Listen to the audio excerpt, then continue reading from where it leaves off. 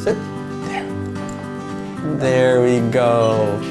So you can see that treats are fun, and they're also great as training tools.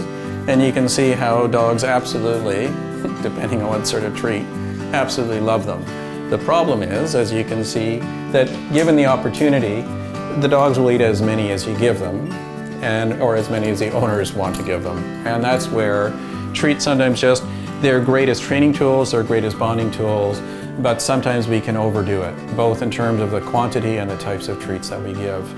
I went to a talk last night and they suggested that one of those smaller milk bone treats contains 40 calories. I would have never thought until someone actually told me that how many calories are in these things, whereas one of these medicated treats that they were, that's obviously they were a proponent for them, only contain 8 calories.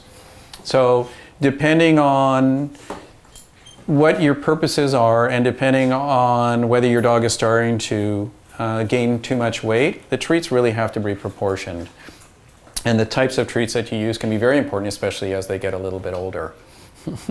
So then if, say, our dogs have to eat, right? And we're feeding them kibble. Yep. So can we not just take the portion of kibble for the day? Absolutely. And use it, because to us, to them, they think it's a treat. And we think giving somebody a treat, but really it's just their kibble. And absolutely, and I think that's a great idea. Right? Especially if the dogs are interested in their foods, there's no reason why. A lot of the treats and the dog foods that we prepare, if you listen to what we're being taught, the flavors, the shapes, the colors, the packaging, and all of it means nothing. The companies have spent literally tens of millions, if not in the billions, especially in dog foods, for the coating. The rest of it has the substance they need to survive. The coating is what they pay in their secret formula, which is what the dogs are attracted to, both in terms of smell and taste.